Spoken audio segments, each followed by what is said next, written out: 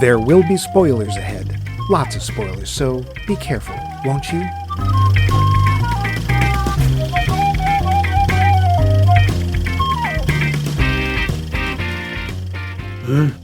Oh, sorry. I must have dozed off. The nurses told me you were coming. Whew. I know what you want.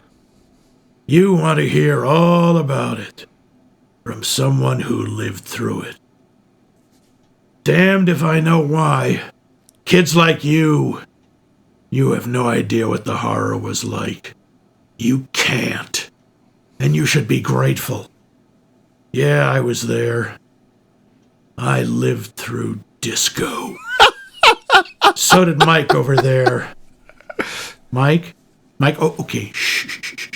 Don't bother him.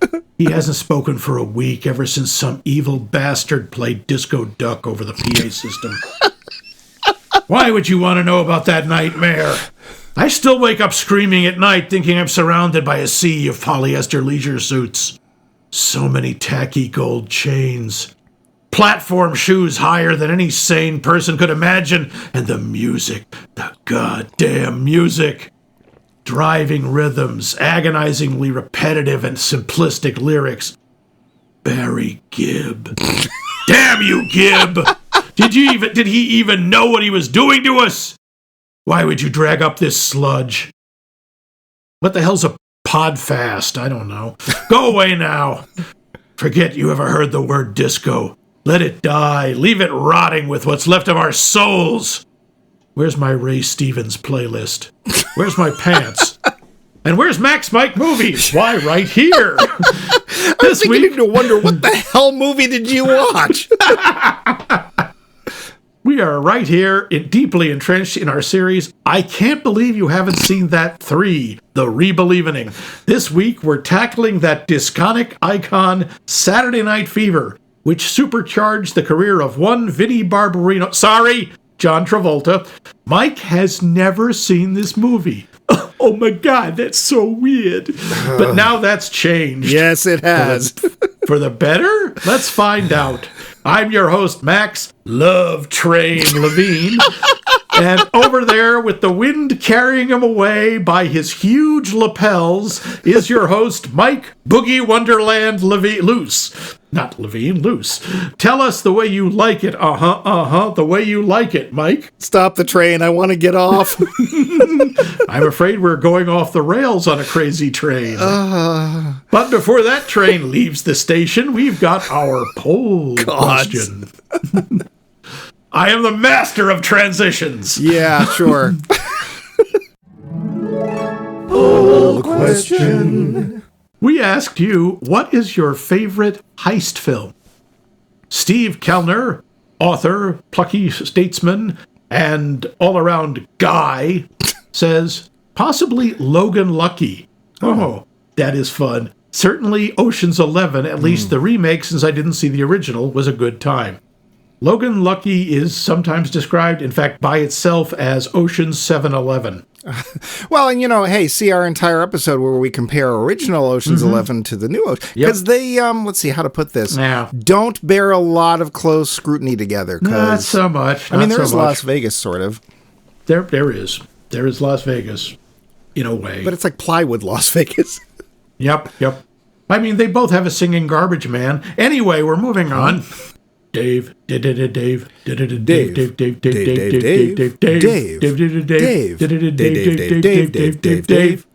rehearsed that. Yes, we did. We didn't. For weeks. The Sting blew me away when it first came out. Oh, yeah. Not sure I have ever seen better. Okay? Bold words, but a reasonable statement. Oddly, the Japanese don't seem to do heist films. Oh. Huh. There are ninja assassination films, but not a lot of con job movies. Corn job movies. Or movies about stealing just to get rich. Well, maybe it's because if you steal things, it would tarnish the memory of your ancestors for generations to come. I don't know. Maybe there's not enough gravel they sold pits. each other fish. Chuck Mock writes in, +1 for the Sting. Now, wait, does that mean like Sting is a +1 sword, I guess? I think he's also voting for it, that's all. Also, The Man Who Would Be King. That's interesting. I hadn't thought of that as a heist movie, but that kind of works. Because he's trying to usurp the throne? Yeah, he's trying to steal treasure is what he's doing. I've never seen it. That's the only reason. Yeah, it's pretty cool. And Sneakers. Oh, yeah. That's a fun one. Yeah, it's not great, but I still kind of like it, and I'm pretty sure I haven't seen charming. I haven't seen it since it came out, but I'm pretty sure it fails the computer Bechdel test. I'm almost positive at some point somebody says, we're in. No, it's got one of those with the magic computer MacGuffin. I can hack any computer on any operating system anywhere. Isn't that River Phoenix? Yes, you got my impression. That is my perfect River Phoenix impression. I in no way meant to imply that what you said was anything like River Phoenix. More like the Charles River. He is in that. So is Robert Redford, Dan Aykroyd, and Mary McDonald. And Sidney Poitier. And somehow it wasn't a Saturday Night Live skit? Weird. No, it really should have been. Somebody else. Oh, yeah, Ben Kingsley's in it. Oh, the cast is... Anyway, we may have to watch that. Yeah. Anyway, Brian Mundo Fifth says, Element? I like the... No, I don't think even he could twist that into a heist movie. I like the Oceans movie a lot. I assume he means Oceans 11 through 13, possibly 8, and not just like movies about the particular body of water. All twisty and turny. Well, that is kind of like the ocean. Not really. Harry McCracken says, this is interesting, the first 10 minutes or so of Quick Change with Bill Murray, Gina Davis, and Bob Elliott. You forgot Randy Quaid. Well, we usually do, if we can. It's a perfect heist mini movie in itself. That is true. Huh. It's the first 10 minutes is a brilliantly executed bank robbery. Huh. And then the rest of the movie is just them trying to get away. Oh, I think I did see it when it came out. I have this vague memory. Huh. What kind of clown are you? The crying on the inside, I guess. The day the clown cried. Yep. From the Great White North, A. B. Up, we have Vince, Penguin Potentate, who says, The Killing. Oh. A 1956 Stanley Kubrick film is one of the few heist films I like, though I haven't rewatched it in a long time. I have never heard of this movie. Me either. It's got to be one of his first ones. 56. This is intriguing. Cripes. Yeah. Wow. Must have been a baby. Inception, 2010, Christopher Nolan. I keep forgetting the English name for this, as it is called Origin in French, and I've only seen it in French. Oh, yeah, that would make it much easier to understand. Well, it does if you speak French. Nobody speaks French. I like the combination of heist with the sci-fi premise over the typical type of movie in the genre. It was unique. I wouldn't have thought of it as a heist movie, but I can absolutely see that as an argument. Sure. Sneaking in just under the wire. Ooh. Roland, the Headless Thompson Gunner Hardy. The Asphalt Jungle. This is a 50s noir film directed by John Huston. Huh. I have heard of this, never seen it. That's not the one with the young women who go and have a shootout at the end, is it? I don't know. I think it might be. Maybe? Yeah. Yeah, look at them shoot. Look at them run just like rabbits. Yeah, look at them shoot just like a professional marksman. I think that's it. I don't think so. I think that's the Violent Years. No, I think it is. I honestly think it is. I think, it's either that or the Chalkboard Jungle. One of the two of them. Okay, but yeah, anyway. Okay. And from our hotline. Hot. Hey, someone has usurped my Doris's place. Oh, well, guess she doesn't like you anymore. Let's just listen. Stop squeaking. Hi there. This is Flea McDowd. I'm a friend of Dolores Simplemeyer's. She mentioned your podcast, so I had to give it a listen. Not bad. I have an answer for your poll question. Best heist movies? I'm going to give you some you probably haven't thought of. The first one up, The Italian Job. Not the remake, the original one. The end is worth the whole movie. The next one, I think you should put in The Producers. It's funny. That's all I need to say. Then, here's a little more obscure. A movie called After the Fox. After the Fox is a Peter Sellers movie about a movie director who's really not a movie director, who wants gold. That, of course, brings us to all of the Pink Panther movies, because if it doesn't say heist, it's not Pink Panther. That's my answer, or my answers. Nice to meet you, boys. Hope to see you again, or listen anyway, next week. Huh. Okay. The Producers. That's an interesting one. Yeah. I wouldn't have thought of that. I guess, yeah, I mean, they are stealing money. It is. It's a heist. It is. It's a very different direction. I never saw the original Italian Job. I only saw the remake. Yeah, same here. And I've never heard, after the Fox, I think I've heard the title, but I know zero about it. Yeah, same here. Don't know it. But still, cool answer. Thank you, Flame. I don't want to make Doris jealous. Yeah, sure, that's going to be a problem. Oh, yeah. And what about you, Mike? What's your favorite heist film? I have a real liking for the remake of Thomas Crown Affair. I really like it. Not least of which because it has fine art in it. Even if there is a major, major problem with the actual theft where I have to call no way. I'm going to fold this painting in half. Oh. No, you're not. That's right. But I like it's stylish, it's fun. I like the characters. I hate to say this, but I think Pierce Brosnan does a better job of being likable and interesting than Steve McQueen did. In the original Job, it's just a bank heist. It's like, money, big deal. But the whole fine arts thing, that got me going. And honestly, I don't think Steve McQueen's supposed to be likable in the original. He's very cold and distant. Well, but he's like that in everything. Yeah. I also really like Ocean's 11, the remake. I remember seeing that in the theater and just thinking that was a lot of fun.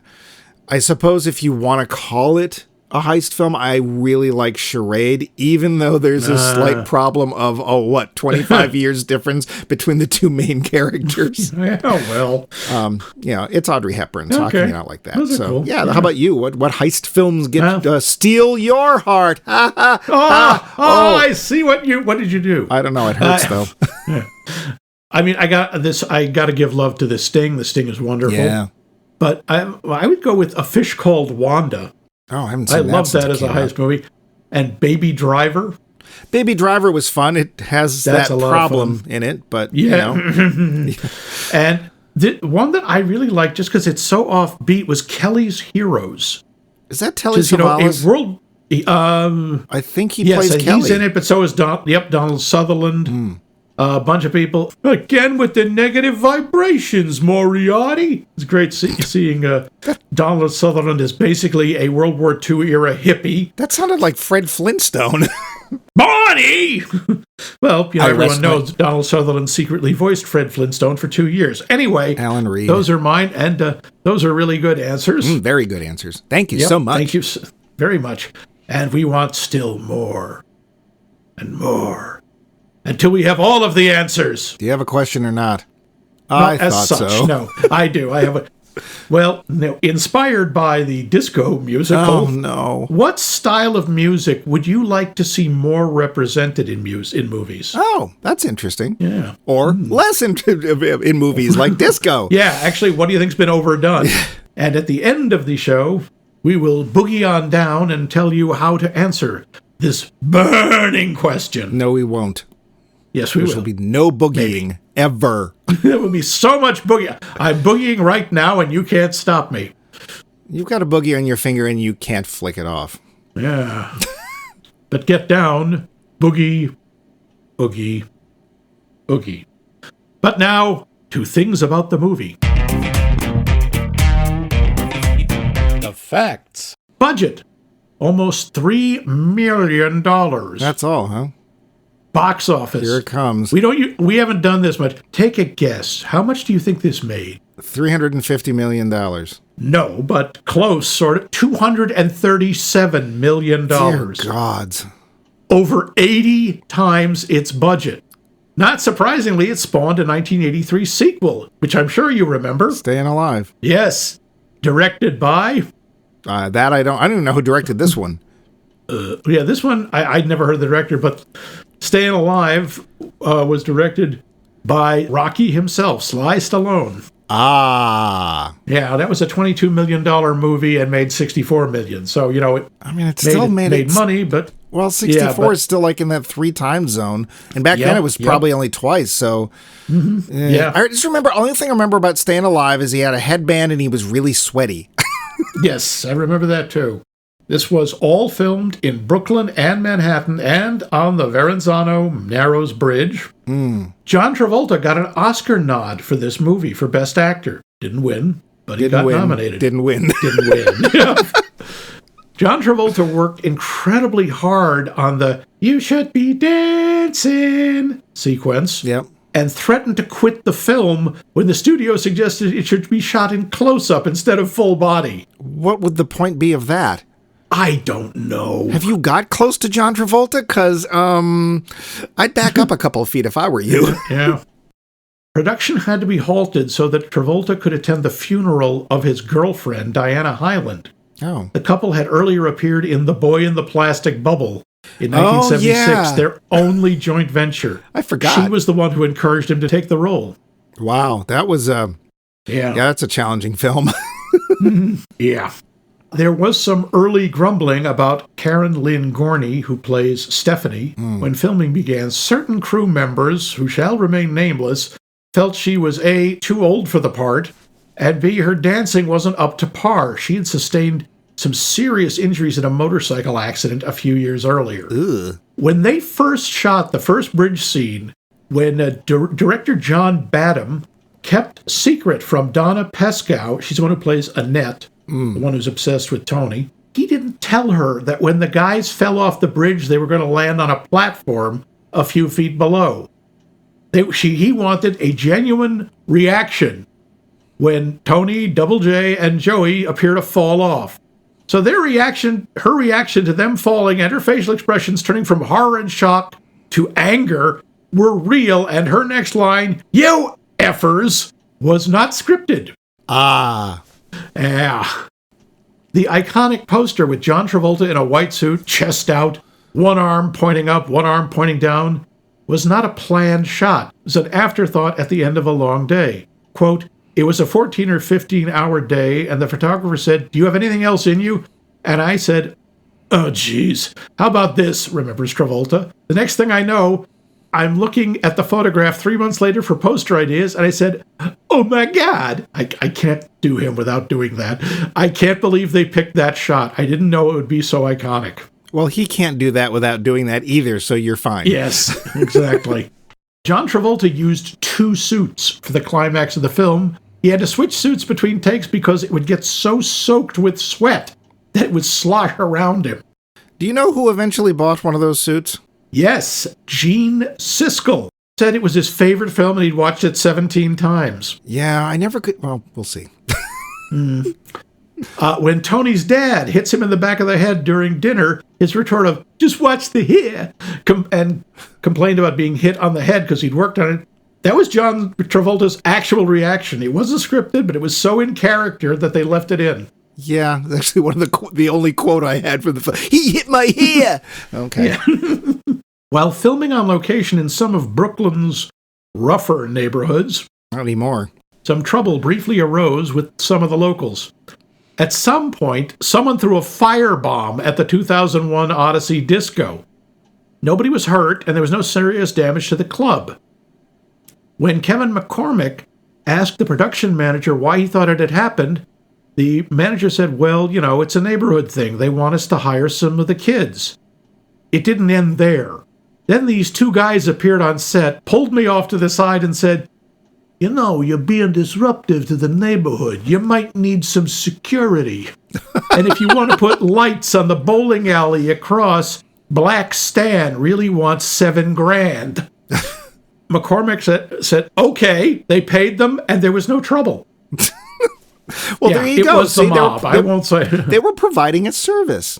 Yes. This was one of the very first films to utilize the Steadicam. Oh. Invented by Garrett Brown. He won the technical Oscar for it in 1978. Yay. This, oh boy, I don't know if you're going to bleep this or not. This was the first mainstream Hollywood movie in which the term blowjob was used. John Travolta had previously starred in Carrie, 1976, which features a scene of him receiving one, but never calling it that. Huh. Well, I think the original name was Stanley. They called it a Stanley. Yes. A Stanley. Yeah. Okay. Really? Look it up. I think you're lying, Grandpa. Yeah, I just want them to look it up. Norman Wexler's screenplay was adapted from the alleged non-fiction magazine article written by Nick Cohn. Years later, Cohn admitted the story, supposedly a fact-based account detailing lives of Brooklyn teenagers in the early days of the disco craze, was kind of entirely, totally made up. I see. Whoops. Can you adapt something if it's fake? I guess you can. Yep, sure. According to Travolta, the Bee Gees weren't involved with the film at the very beginning. He said he was dancing to Stevie Wonder and Boz Scaggs. That would have been a very different movie. Yes. And it might have also prevented the Bee Gees. Only you can prevent Bee Gees. There are a couple of other Travoltas in this movie. Are there? Anne Travolta, John's sister, appears as the pizza lady in the opening scene. Ah. And his mother, Helen Travolta, appears as the woman for whom he gets the paint. Anne Travolta also appeared in Grease and, as we all remember, on Joni Loves Chachi. Does she? I'm not sure she actually did. According to VH1's Behind the Music, John Travolta addressed the rumors that the below-the-waist shots of Tony in the opening title sequence were done by a body double. Travolta said it was all him during the sequence except for the one shot where Tony stops and lifts up his shoe to compare it to the shoe in the corner of the shoe store. That one shot upset him quite a bit because the body double was unsteady on his feet, and Travolta was anything but unsteady on his feet. Maybe a little light in the loafers, but unsteady on his feet. Anyway, that was never proven except for that one time article that came out in the 80s. Donna Preskow, Annette, was almost considered too pretty for the role of Annette. She corrected this herself by putting on 40 pounds and training herself back to her native Brooklyn accent, which she had trained herself away from when she was studying at the American Academy of Dramatic Arts. Wow, okay. After production, she immediately lost the weight and dropped the accent. One of the big problems with the movie is Travolta's fan base would appear to stare at him and scream. By the way, there's a sequence in the movie when they're all getting in the car, you can hear a girl scream off screen. That's not an actor. That's like, ew, it's John Travolta. Ah! Maybe it was Max. No. To try to throw off his fans, John Badham and his team took to shooting exterior scenes as early in the morning as possible before people caught on. They would also generate fake call sheets. It worked well enough that they could usually get the scenes done before significant crowds had time to gather. Article I mentioned by Nick Cohn was called The Tribal Rights of the New Saturday Night. Okay. In a New York Magazine article. Ultimately, the title was simply shortened to Saturday Night, as a direct reference to the fact that Tony and his friends inhabited 2001 Odyssey on Saturday nights. When the Bee Gees submitted the soundtrack, one of the songs, Night Fever, was supposed to embody the film's spirit better than the original. So they added the word Saturday and it replaced the original title. Now here is something I would have paid to see. A group of Hasidic Jews who were against the crew filming in their neighborhood tried to disrupt filming and even tried to turn over one of the cars used in production. What? This image of a gang of Hasidic street hoodlums. Big, burly Hasidic Jews. Yeah. What, they throwing kreplach at people, screaming at them in Yiddish. Wow. Huh. I'd have paid to see that. Yeah. One of the scenes involves a bit appearance by, did you recognize who played Connie? Connie. The woman who asks Tony if he's as good in bed as he is on the dance floor. Nope. That was Fran Drescher. Oh, God. Wow. Yes. And the scene where she puts her hand on Travolta's butt, that wasn't in the script. Well, it was there. But both Travolta and the director, John Badham, thought, yeah, that's something that Connie would do, so they kept it. To create the smoke rising from the dance floor, they didn't bother with any wimpy smoke machine or dry ice. It was a toxic mix of burning tar and car tires, which were obtained from an alley at Bay Ridge. It created so much heat and smoke that at one time they had to feed John Travolta oxygen. Awesome. Hollywood magic. Nina Hansen, who plays the grandmother, improvised all her lines at the dinner table scene. Originally, she wasn't given a speaking part, but she was not having that. I see. And according to the director, she suddenly decided to go, "Basta! Manja, manja!" Which, of course, translates, "Enough! Eat, eat!" Apparently, she turned Jewish in the last sequence. That was your impression of her. Yes, well. Is there a lot of this? Yeah, there's quite a lot of trivia, and I think we better wrap it up. Yeah, otherwise we won't have no show. So let's get to the plot. Oh, hey, forget about it. It's the 70s in friggin' Brooklyn, you know what I'm saying? Oh! 19-year-old Tony Manero, nice Jewish boy maybe, works a dull job selling paint, which he's actually good at, lives at home in Bensonhurst, and is usually at odds with his parents, who consider him the family gabagool, whatever that means, compared to his saintly brother, Father Frank Jr. The one place Tony can shine is on the dance floor of 2001 Odyssey, the local discotheque, where often is heard the music of the Brothers Gibb. Tony is king of the dancers, and nothing else makes him feel as good. Certainly not his posse of lunkhead chums, or the rather sad women who throw themselves at him. But then suddenly he meets Stephanie, another dancer, allegedly, who may be on his level. Stephanie's a go-getter and wants to leave her Brooklyn life, but not her accent, behind for the glamorous world of office work. Dare to dream, Steph. Tony has no idea what his life will be, has been, or is, even after he finds out that his supposedly perfect brother is leaving the priesthood. Frank, good timing leaving the Catholic Church. Tony's nights involve cruising around, harassing people of different ethnicities, having random degrading sex in the back of a Chevy Impala, and dreaming of winning the big dance contest at the disco with Stephanie. Slowly, Tony begins to see how grimy and stultifying his life is and decides he wants to get out. Sort of. Somehow, I don't know. And his big solution is to try to be friends with a girl. What a notion! But what's the main content of this movie? Disco music. And so if you love disco, I sincerely believe you can be helped if you just reach out. The film.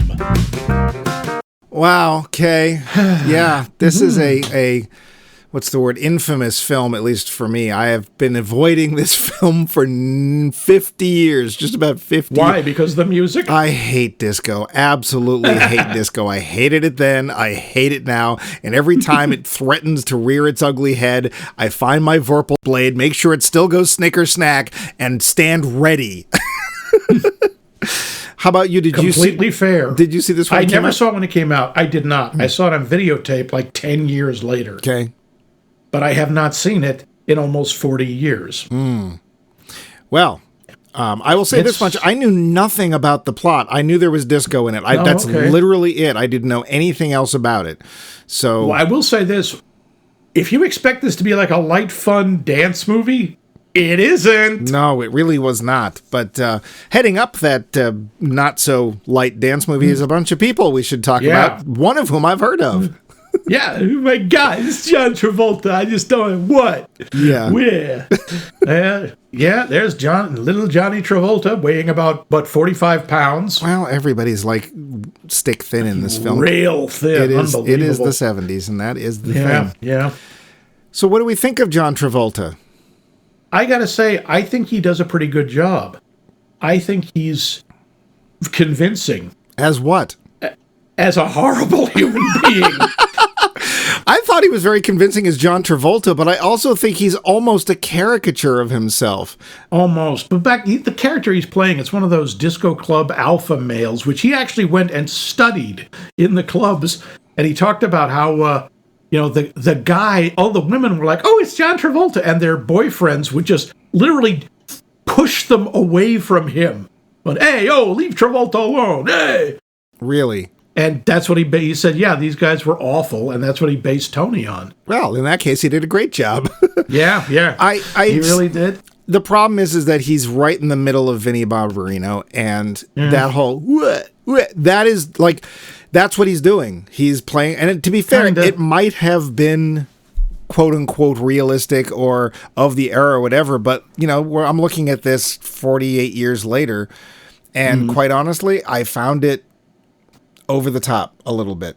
Yeah. So, okay. Oscar nod, really? Okay. Yes, he did. What do you think about his dancing? Oh, I think, here's the thing. There's really only one point where I'm impressed by his dancing, and it's the time when he's doing it alone. I think that's the Night Fever bit. Yeah. And we'll get back to this, but sadly, that for me is the pinnacle of his dancing in this film, and I don't think it should have been, but whatever, I didn't write the film. So, my main thing is, I think he's a terrific dancer. I forgot how dumb the dances looked. I'm sorry, they do. They look like they were created by very young children who were just learning how to move their bodies. Yeah, well, as I said, we'll get back to the dancing. Yeah, we have other people, most of which I'm guessing we're going to skip over. But first we have Karen Lynn Gorney as Stephanie. Yeah, who apparently has done a number of things, but I don't know them. I don't know her name. I don't either. Outside of this movie. And she picked a really lousy photo on IMDb because she looks like she should be telling people, shh, at the library. Yes, she does look like the mother of Marion the librarian. Yeah. First off, hard to tell where she's from by that accent, No, I couldn't pick it out. It was somewhere, I think, Midwest maybe, or the South. She does a really, I don't know if that's her actual accent, but she does a very thick Brooklyn accent. She does it pretty well. Yeah, I gotta say, there's a lot of the problem I have with her is probably the writing. I don't get this character at all. She's not the only one I have trouble with when it comes to... She is a little confusing. You get the feeling she's trying to better herself. Right, which is fine. But it's all surface stuff. Well, and she doesn't know what's going on. She talks about the musicians who come in. Oh, yeah, you know that guy David Bowie? Well, to be fair, there are people who do pronounce it that way. He didn't. Well, they're wrong. I know. Well, the problem is you can tell she's trying to learn the wrong things about. She's trying to learn the surface parts of who these people are and what they do. She's not interested in their actual music because she works in a talent agency. Yeah, something like that. Which, to be fair, could really be a place for her to grow. Mm-hmm. I just can't figure out why she's spending so much time back in Brooklyn. Why? And she has this guy who's helping her, and we know what that means because, of course, we'll get to the misogyny later too, because that's a big part of this film. Oh, was there any? Every female character except mom and grandma. So I get that, but then she's going to this crappy little club. I don't understand why she's still going there and why she's still practicing at this crappy little dance studio when it's obvious she spends most of her time in Manhattan. Yes, she lives still in Brooklyn, but that changes at one point. And I don't understand why she actually changes her mind about Tony. I cannot figure it out. But she's kind of all over the place. Also, her dancing is fine. I don't think she's as good a dancer as John Travolta was. Oh, no, she's really not. I thought her dancing was pretty mediocre. Yeah.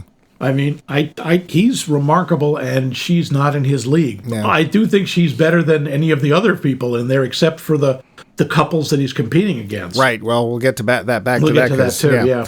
Barry Miller is Bobby C. He's the one I actually know. Oh, what is he from? Two other movies. Oh, that's right. That cop show in the 70s. Barry Miller. That's right. No. Fish and no. He's the famous dancer Barry Chase. Who? No, I know him from two movies. One is Fame. Those kids are going to live forever. Especially that Coco. Yeah. Now, he plays Raul Garcia or Ralph Garcia. And in The Chosen, he's one of the leads. He plays Reuven Malter. So, yes, in this, he's Italian. He's also been Puerto Rican and Orthodox Jewish. Well, with a name like Miller. Yeah, I guess he sort of... Well, he was in that with Robbie Benson, so I guess they were sort of calling him, who do we have who can play any ethnicity possible? Robbie Benson. Yeah. So he's actually been very good, and honestly, of that collection of idiots, he's the one I think is the most interesting character. He's the only one that has any depth at all. Mostly he's a combination of awful and pitiful. Well, I think he's awful because of who's around him. It's because he actually seems to have a conscience about this. He's like, I don't want to marry her, but sorry, this is the youngest member. He feels like somebody's cousin that they have to take along with them in their little group car thing. And he is saying throughout the film, basically, I got a girl pregnant. I have to marry her. I don't want to marry her. Should I try and have her get an abortion? Which, is about the level of male responsibility in this film. That's about it. But he kind of slowly escalates as much as he thinks he can get away with till he finally basically pleads with Tony, please talk to me about this. I don't know what to do. Yeah. Which, of course, leads and Tony to forgets about him. Billy Joe jumped off the Verrazano Bridge. Yeah, or did he? Yeah, we'll get to that. I think he does a good job. Yeah. And there's Joseph Kelly, who plays a guy named Joe. Joey. That's a stretch. Yeah, that's a real stretch. I thought he was very Joey-like. Yeah, he was. I believed his name was Joey. Yeah, I did too. Oh. Paul Pape as Double J. I forget why I don't know. Do we know why you call him Double J? I think because Joey's one J and so he's the new one. So they were like, well, we can't call him J. We'll have to call him. I thought I don't even I think thought they might be his initials. I don't care. We don't care. Nobody cares. He is a face that gets hit. That is what he's there for. Yes, and he does fine at that. He does. We got Donna Pescow as Annette, who I think does a really good job in an utterly thankless role. Yeah, it's really kind of sad because she's somebody who's just basically a fan, a hanger-on of Tony Manero, and she wants to be with him. She's obsessed with him, and it's disturbing. Yeah, she actually probably is a really good stand-in for all of the young women that were around the set trying to get close to Travolta. Except she was willing to go to the point where she's actually going to have sex with him, and it's also quite obvious that she's trying to get pregnant so she can make him marry her. Yep. It's really sad, and it is yet again an example of the misogyny in this film. We'll get back to that. And it's just what this poor woman had this massive internalized misogyny because she has no self-worth. She has no self-esteem. It's and the sad part is she probably dances at least as well as Stephanie does. Probably. Yeah. We got Bruce Ornstein as Gus, who does a great job lying in a hospital bed. Sure. Yeah, we'll come back to that plot because we got I guess, is it Ma there? I guess so. Flo, I guess that was her name. Yeah, she's Flo. fine. I believed her as an Italian mother in Brooklyn. Yeah. Yeah, I did, except they were all too thin. Even Grandma. Yeah, Grandma was tiny. Martin Shakar as Father Frank Jr. I love the fact that that's what they call him. Not Father Frank, not even his friend. It's Father Frank Jr., like he's giving credit to the dad. And as he points out when Tony's asking, why are they so upset? He says, parents think you get extra points in heaven if your kid becomes a priest. And now they've lost them. I gotta say, he's okay. I don't understand. We'd never really find out where he's coming from, why he leaves the priest. No, we don't know what gave him the crisis of faith. Yeah, celibacy. I gotta say, once again, watching his performance, it's like, is he gay? Because he's looking at the dancers, he's hanging out, and it's obvious he's really uncomfortable at the dance club, but it's the only thing he's watching is his brother dance. And it's like, they would never have suggested this in the 70s, although there are two gay side characters that they pass by and make fun of and use the F word. I gotta say this, I think you could have cut out all of the performance by Martin Shakar and it would not have affected the film at all. He was just as powerful a character being referred to as he was actually being there. Maybe, except he's also the one who delivers one or two of the most important lines and most important interactions. When he tells Tony, I think it was it's one of the moments in the movie. He says, Tony, the only way you're going to survive is to do what you think is right, not what they keep trying to jam into you. But Tony doesn't know what is right. He doesn't even know what he wants to do. And when we get to the end of the film, spoiler, and his friend Stephanie says, what are you going to do? He says, get a job, get an apartment. Like teaching dancing never occurs to him. Not for 6 years until the next movie. Oh, dear God. So I'm going to stand by it. I think you could have cut him out and it wouldn't have mattered. I really don't. Well, and we're going to get to side plots. I mean, now we're down to kind of and the rest. I mean. Yeah. Although I do want to give a quick shout out to Denny Dillon, who is that sad little blonde woman who asks to mop Tony's sweat. Denny Dillon is a comic fixture. She has been everywhere and in everything. She was a cast member on Saturday Night Live in the 80s. Don't know her. He has appeared in so many. You would. Okay. I guarantee if you see something, she's, oh, yeah, her. Well, I mean, I saw her in this and I didn't go, oh, yeah, her. So that's why She looks very different. All right. So there's people other in than this. that, it's just and the rest. Yeah, there's other people and they act sometimes. Yeah. One of them went on to do big things, and the other people did other things. So, yeah. Yes. Not so much. So, one of my first notes is, only a real man can walk with a paint can. Because, like, there's that strut. Apparently, an iconic strut. Apparently filmed by Billy Barty for reasons I don't understand. There's these weird low camera angles. And I know in general, when you do a low camera angle, the idea is to try to make the person or the thing you're looking at seem bigger than life, whatever. And Tony does think highly of himself, but it just came off as weird to me, watching him strut and do the thing and with the paint can. And I guess it's literally a plot device in his hand. So he can, go back and, I had to go to another paint store and buy this paint to sell to my own mother. And then we get a good look at the clothes. Oh, dear gods, the clothes. Geez. And the fashions of the 70s were a war crime. Fight me! Do you know how many polyesters died for those shirts? So many. So many herds of wild polyesters. Yeah. Slaughtered needlessly.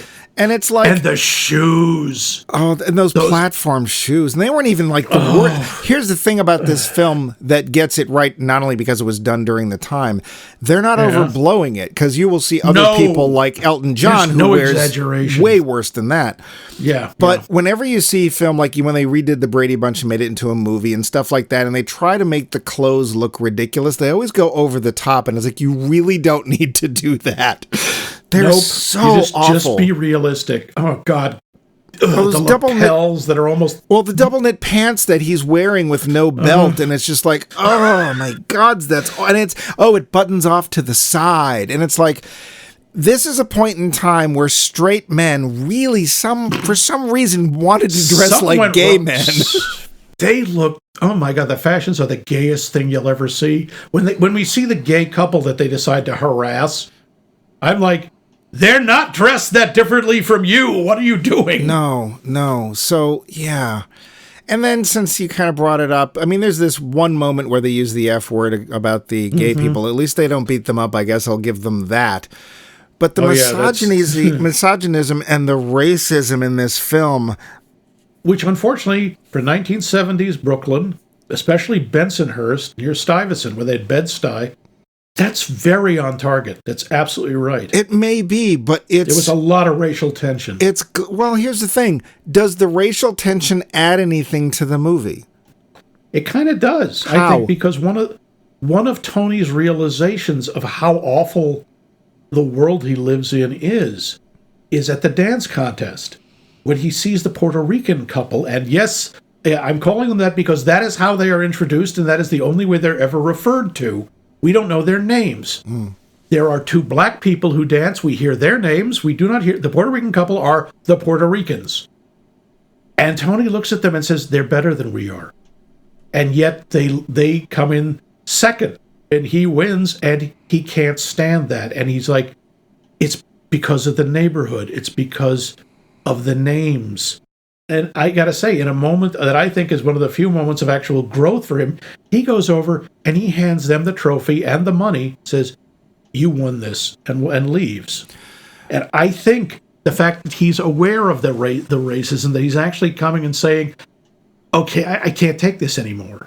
I think that does matter. I don't think that he feels any less racist. I think he merely sees that, well, it's his own words where, people are coming down on other people. The problem is we have this whole subplot, one of many subplots in this film, that has to do with the racism that literally goes nowhere. One of their members, Gus, is walking home with his groceries and off camera gets attacked by who he says was one of the Puerto Rican gangs in the area, which is the Barracudas. The Barracudas, yeah. Well, and then we have to have scenes of the guys making this right and going and attacking the Barracudas, only to later find, I said maybe it was the Barracudas.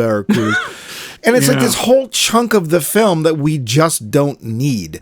And I don't get the impression that this film is in any way trying to say, don't be racist. I don't get that at all. Maybe it's portraying it, but it's actually making it seem like the Italian folks are correct in a lot of their actions. And it's like, I didn't get that at all. Oh, please, the whole beginning of the film where they're saying really crude things about, let's see, male appendages and different races. There's no way for me to say this. I'm not going to say it. Yeah, that's okay. It just felt like this is fine. Like that's... I didn't think it was supposed to be any kind of endorsement. I think it was just, this is how these folks were talking. This is how people talked. It's not good because we also see what comes out of it. Mindless violence, and it's violence that's misdirected.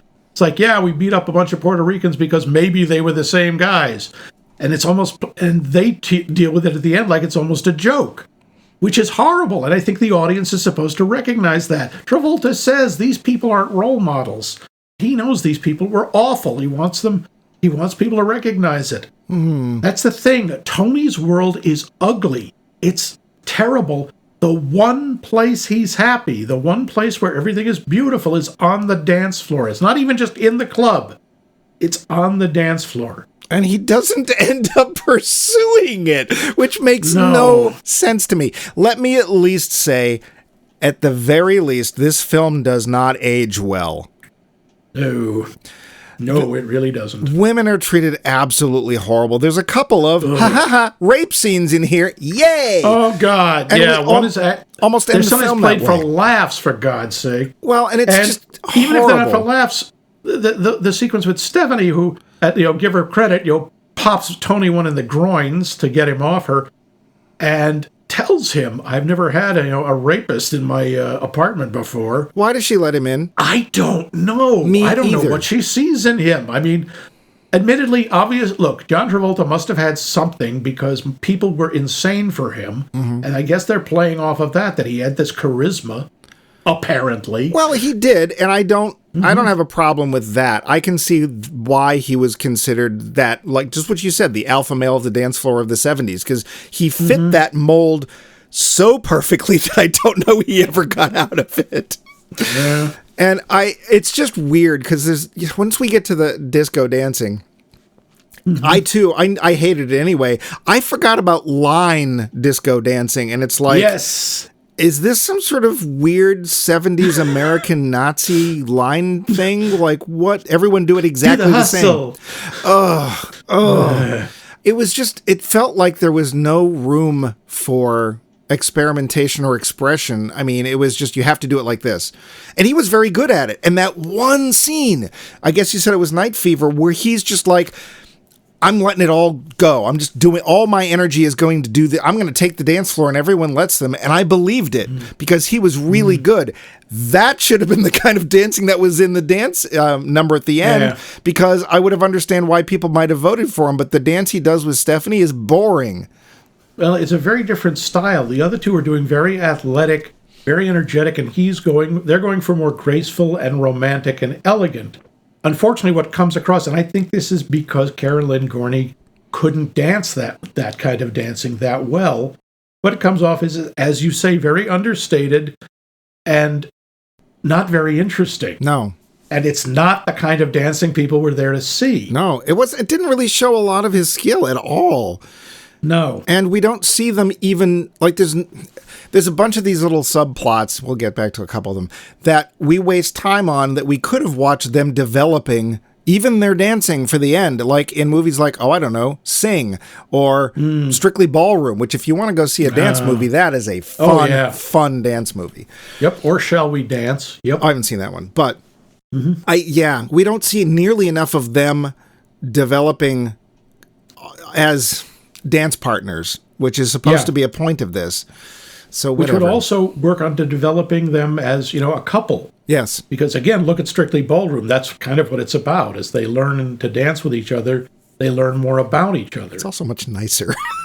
It's a much nicer film, and the music is so much better. Yeah. Even if it does have Tom Jones. Yeah, We get, and then we have this one plot, which initially I'm like, why are we doing this? What is this whole scene on the bridge? I don't understand the Verrazano Bridge scene. Oh, the guys are showing off whatever. They're excited. Okay, fine. I don't know why we're spending 10 minutes to do this.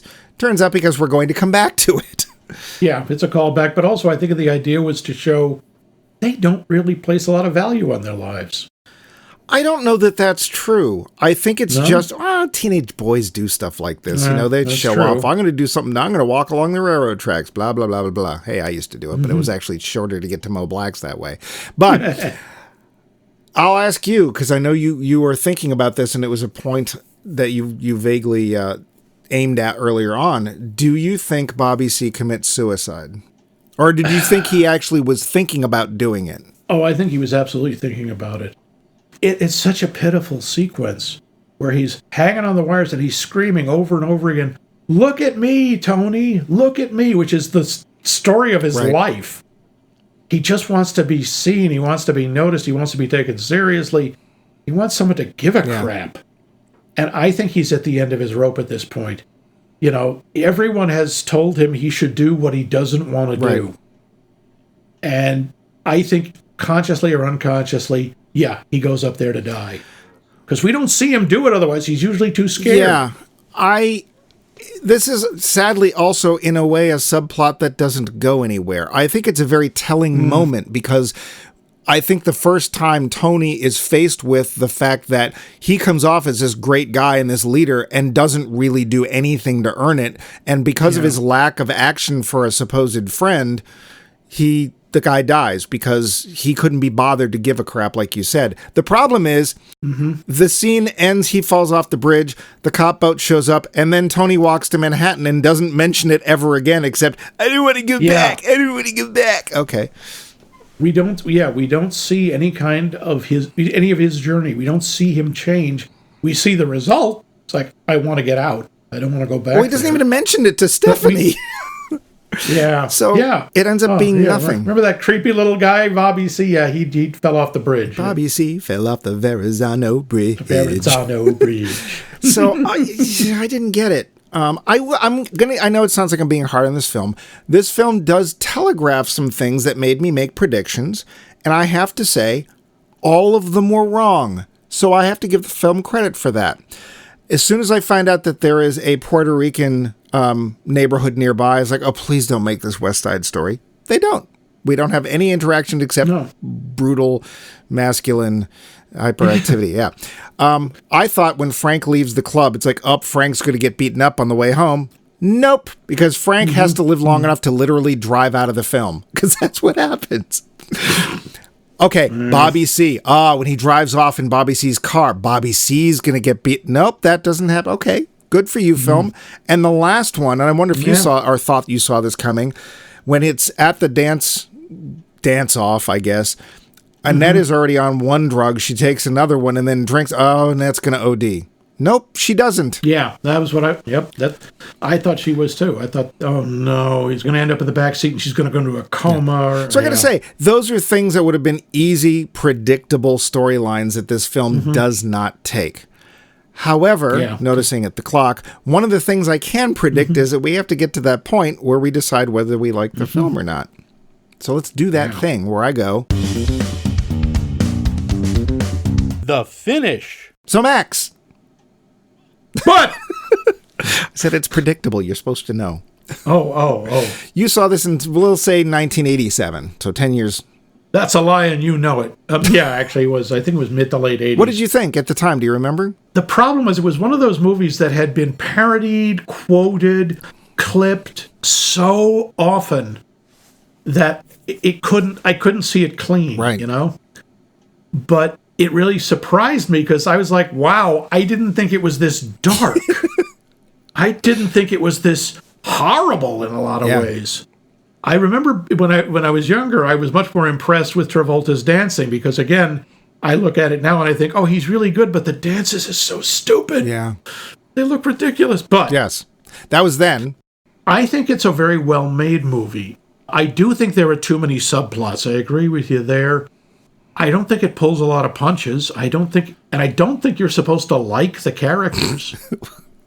I disagree. I think you're supposed to like Tony. And I think you're supposed to feel for him making that turn. I think you're supposed to empathize with him a bit, but you want to see him get out, you want to see him improve. But the person he is that we see, it's kind of hard to sympathize with him, even with the whole, oh, Frank is the golden child and I'm the screw-up.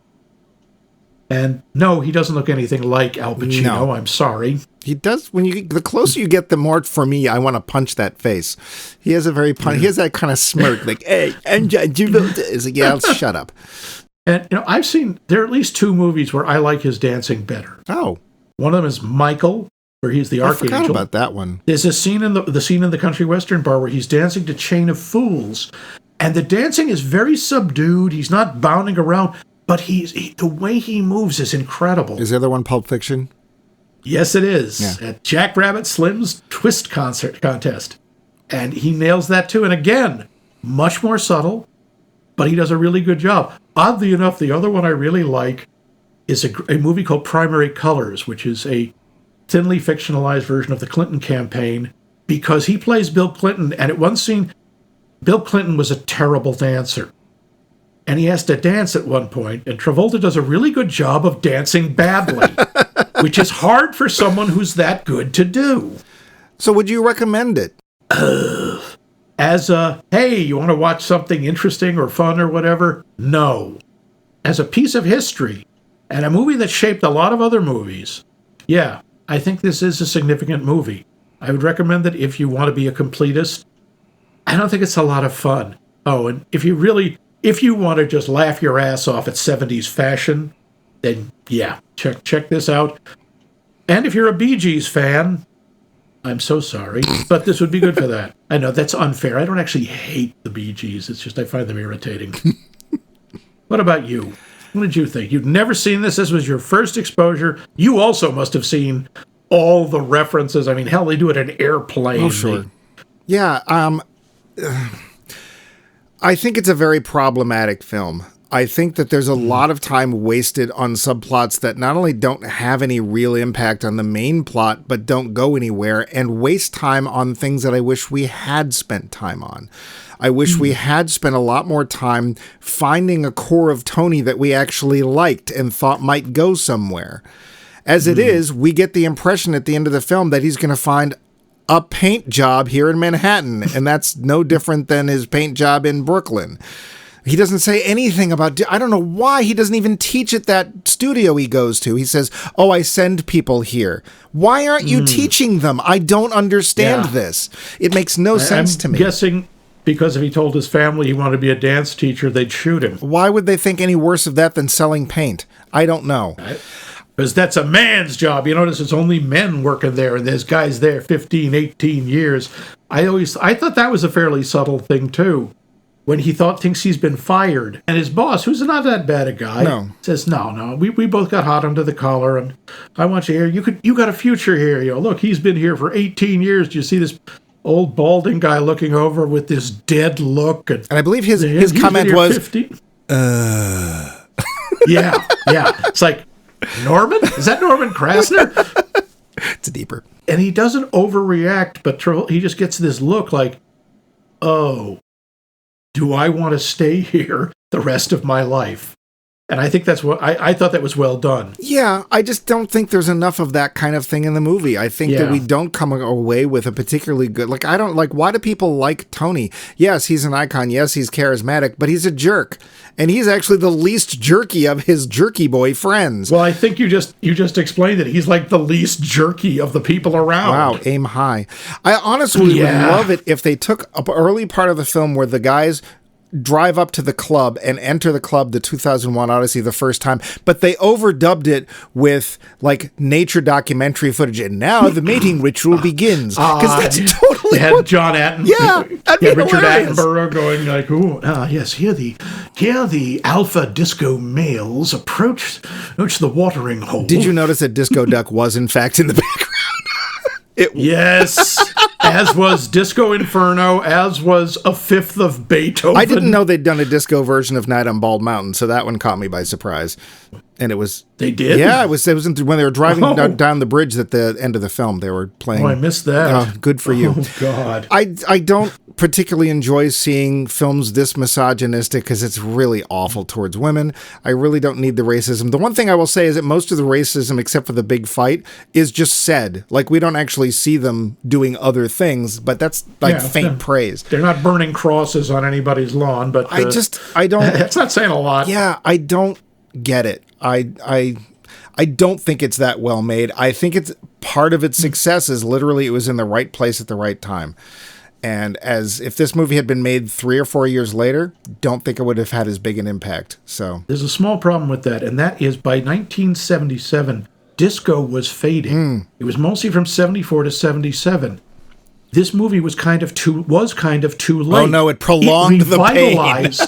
It did. It revitalized the music genre. Gave it like another, 3-4 years maybe. So I did not enjoy it. I also did not think it was that well made. It needed to be tightened a lot, and I would really like to have seen an actual turnaround for the main character, not just I guess he doesn't live in Brooklyn anymore, because that's about all that we come away with. But what you will come away with is our new poll question. All right, hey, you're getting better at these transitions. Am I? Yeah. Yes, you are, honey. Aw. And I wanted to know, what style of music would you like to see more represented in movies? And if you say disco, I will find you and I will slap you silly. There was plenty of disco music movies out there. Most of them have just faded. And you can answer this question in so many ways. So many, many ways that I'm not going to tell you. Just do it. Yes, you can email us at maxmikemovies.com or go to the website, maxmikemovies.com, and leave a comment. You've done it. You can. I do it. You can find us on the Boxing Faces. Facebook. Whatever. Under Max Mike Movies. We are also on Mastodon at Max Mike Movies. And we are on Blue Sky at line at Max Mike Movies. That's it.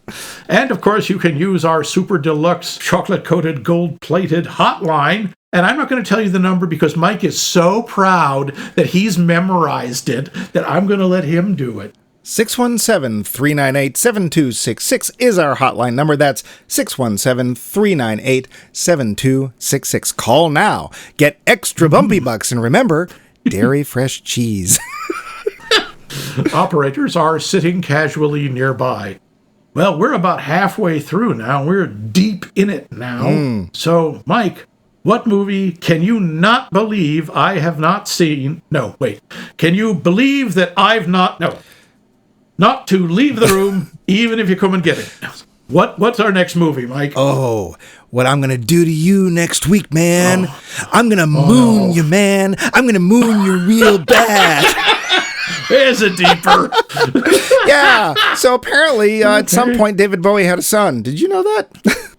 Wait, I knew he had a daughter who was unfortunately named Zoe. Yeah, well, this is another one. Duncan Jones, not David Jones. Duncan Jones. Okay.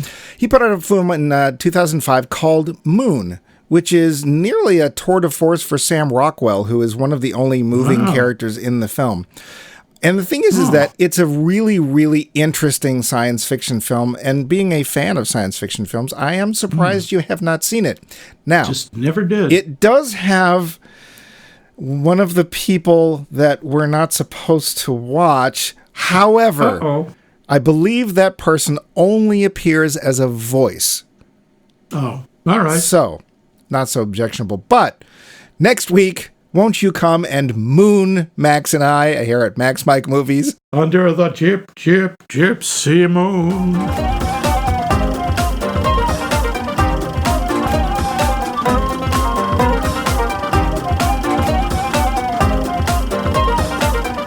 This has been a co-production of The Voice of Max and The Movie Wrench.